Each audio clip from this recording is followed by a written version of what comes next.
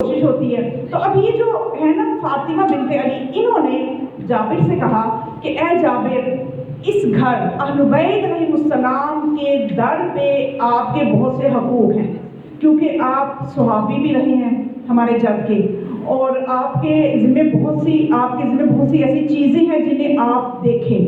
تو جناب جابر نے کہا کہ حکم کیجیے شہزادی، آپ کیا کہنا چاہتی ہیں؟ تو بی بی نے فرمایا کہ اے جابر، اہل بیت علیہ السلام میں سے صرف یہ علی بن حسین ہے جو ہمارے پاس رہ گئے ہیں، یہ ایک نشانی ہمارے پاس ہے، اور میں دیکھتی ہوں کہ وہ عبادت میں اپنے آپ پہ بہت زیادتی کرتے ہیں، حتیٰ کہ ان کا بدن نحیف ہو چکا ہے. عبادت کی وجہ سے ان کے جو اعضائے سجدہ ہیں ان پہ گٹھے بن چکے ہیں، حتیٰ کہ وہ گٹھے بننے کے بعد ان کو وہ کٹواتے بھی تھے امام، اور وہاں پہ زخم بن چکے تھے. لیکن امام علی بن حسین کی عبادت میں ایسی حالت ہے کہ جو کہ میرے سے برداشت نہیں ہوتی. اب یہ کون ہے؟ فاطمہ علی بن حسین کی کیا لگی؟ پھوپھی جان لگی نا ان کی مولا کی. تو ظاہر بھتیجے سے محبت ہے، تو جب ایسی حالت دیکھی بھتیجے کی عبادت میں ایسی حالت ہو جاتی ہے ان کی، تو جابر سے کہا کہ آپ انہیں تھوڑی سی ان سے بات کریں کہ کچھ عبادت میں کمی کریں.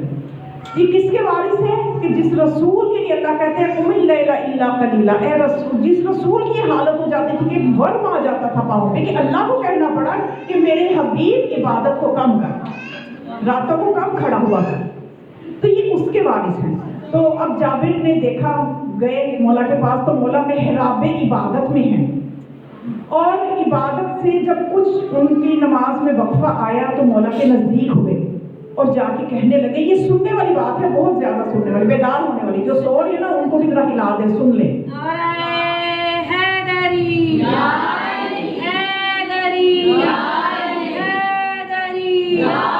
محمد اور محمد کی شان پر بلند تر صلوات.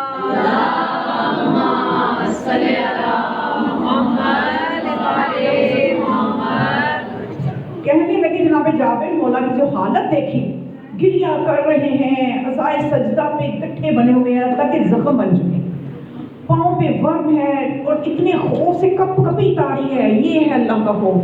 پتہ نہیں ہم میں جو ایک ذرہ برابر نماز میں ہنستے کھیلتے ہم پڑھ لیتے ہیں، اور یہ ہستیاں نماز میں ہوتی ہیں کہ بچہ گر گیا، مولا سجاد نماز پڑھ رہے تھے، بچہ کنویں میں گر گیا، مولا بے نیازی سے نماز پڑھتے ہوئے نماز سے فارغ ہوئے تو والدہ نے شکوہ کیا کہ آپ نے خیال نہ کیا، بچہ کنویں میں گر گیا. مولا کنویں کے نزدیک تشریف لے گئے، حکم دیا، پانی اوپر آیا، بچہ سلامت تھا. تو جب شکوہ کیا زوجہ نے تو کہنے لگے اے ضعیف العقیدہ، کہ میں جس کے ساتھ مشغول تھا اگر اس کے اوپر ساتھ اپنی مشغولیت ختم کر دیتا تو وہ میری طرف اتنی توجہ ہی نہ کرتا. دیکھو بچہ تمہارے ہاتھوں میں. تو جتنا ہم اللہ کی طرف مشغول ہوتے ہیں اسی کو توکل کہتے ہیں. توکل یہ نہیں ہے کہ اپنی طرف سے کوئی اطاعت ہی نہیں کی اور توکل کے بڑے بڑے دعوے. تو یہ چیز ہے کہ اب جو امام کی حالت دیکھی جابر نے تو ایک جملہ کہا، بہت بڑا پیغام ہے قیامت تک کے شیعوں کے لیے، جو اپنے آپ کو شیعہ کہتے ہیں نا امام سجاد علیہ السلام کو، ان کے لیے پیغام ہے. کہنے لگے کہ جابر کہنے لگے مولا جنت آپ اور آپ کے حکمداروں کے لیے ہے، دوزخ آپ کے مخالفین اور دشمنوں کے لیے ہے. تو پھر آپ اتنی تکلیف عبادت میں کیوں اٹھاتے ہیں؟ کہ اللہ نے تو جنت تو آپ کے لیے بنائی ہے، آپ کے حکمداروں کے لیے بنائی ہے، جہنم آپ کے دشمنوں کے لیے بنائی ہے، پھر آپ اتنی تکلیف کیوں کرتے ہیں؟ اب دیکھیں امام کے پاس جابر کیا بتانا چاہتے ہیں کہ امام جنت کے مالک ہیں، ان کے حکمدار بھی جنت میں جائیں گے، لیکن اس کے باوجود امام کیا جواب دیتے ہیں؟ امام نے جابر کی بات کا کیا جواب دیا؟ امام نے جواب یہ دیا کہ جب میرے جد سرور کائنات سے حضرت محمد صلی اللہ علیہ وآلہ وسلم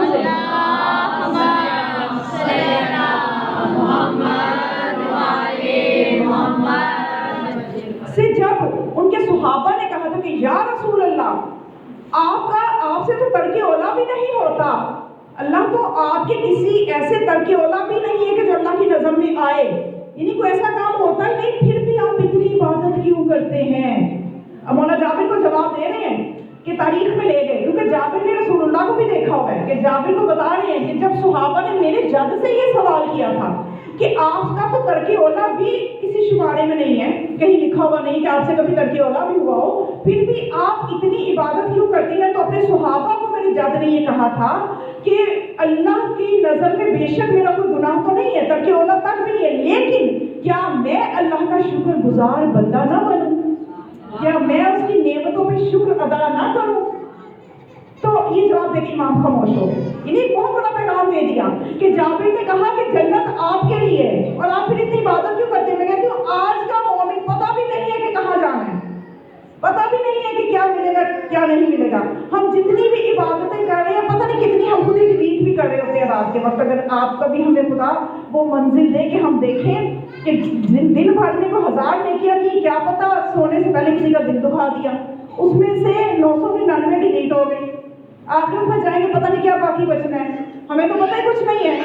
کیونکہ خود امام سجاد علیہ السلام بھی فرماتے ہیں نا کہ یہ بیچارہ بنی آدم جو ہے نا، یہ بیچارہ ہے، یہ کس لیے بیچارہ ہے اس کو پتہ ہی نہیں ہے، روزانہ 3 مصیبتیں اس پہ گزرتی ہیں اور اس کو پتہ ہی نہیں ہے۔ مولا فرماتے ہیں روزانہ اس کی عمر کا 1 دن کم ہو جاتا ہے، اسے پرواہ ہی نہیں ہے، اور اگر مال گم ہو جائے تو پریشان ہو جاتا ہے، جو کہ دوبارہ مل جائے گا، زندگی کا وہ دن دوبارہ نہیں ملنا، روزانہ 1 دن کم ہو جاتا ہے۔ پھر مولا فرماتے ہیں دوسری مصیبت اس بنی آدم پہ یہ ہے کہ جو رزق کھاتا ہے، اگر حلال کھاتا ہے تو حساب دے گا، اگر حرام کھاتا ہے تو عذاب ملے گا۔ روزانہ رزق کھاتے ہیں، کوئی ایک دن ہے جو رزق کے بغیر گزر جائے۔ پھر مولا فرماتے ہیں کہ روزانہ اس کا قدم جو ہے وہ اپنی منزل کی طرف بڑھتا ہے، وہ منزل اس بیچارے کو پتہ ہی نہیں جنت ہے کہ جہنم ہے۔ تو پھر بھی ہماری عبادتوں کا یہ حال ہے کہ عبادت میں نہ دلچسپی ہے نہ رغبت ہے، اور وہ جو جنت کے مالک ہیں ان کی عبادتوں کا یہ عالم ہے کہ جا کے کہتے ہیں جنت آپ کی، پھر آپ اتنی عبادت کیوں کرتے ہیں؟ تو اپنی جد کی بات بتائی کہ وہ اس طرح سے انہوں نے یہ جواب دیا تھا۔ تو اب جب مولا نے یہ جواب دے دیا نا کہ میرے جد نے یہ جواب دیا کہ میں اللہ کا شکر گزار بندہ نہ بنوں، تو مولا خاموش ہو گئے۔ پھر جابر بولے، پھر جابر نے کہا کہ مولا مسلمانوں پہ رحم کیجئے، آپ ہی کی بدولت، آپ ہی کی وجہ سے آسمان قائم ہے، آپ ہی کی وجہ سے زمین بچھی ہوئی ہے، آپ ہی کی برکت سے بارشیں ہوتی ہیں، آپ ہی کے صدقے رزق ملتا ہے، کہ یعنی آپ حجت خدا ہیں، حجت خدا کی وجہ سے اس کائنات کا نظام چل رہا ہوتا ہے۔ اگر حجت خدا نہ ہو تو کائنات کا نظام نہ چلے۔ اب یہ جو کائنات کا نظام چل رہا ہے، بارشیں ہو رہی ہیں، سورج چاند ستارے سب اپنے نظام کے مطابق چل رہے ہیں، تو مان لیجیے کہ حجت خدا موجود ہے۔ تو جب جابر نے کہا کہ یہ حجت، آپ تو حجت خدا ہیں، مسلمانوں پہ رحم کیجیے، اگر آپ کو کچھ ہو گیا نہ تو بارشیں ہوں گی نہ زمین سبزہ اگلے گی، کچھ بھی نہیں ہوگا، آپ کی وجہ سے زمین و آسمان قائم ہے۔ تو پھر مولا نے کیا جواب دیا؟ مولا نے جواب یہ دیا کہ میں جب تک زندہ ہوں میں اپنے اجداد کی سیرت پہ عمل کرتا رہوں گا یہاں تک کہ میری روح ان سے ملاقات ہو۔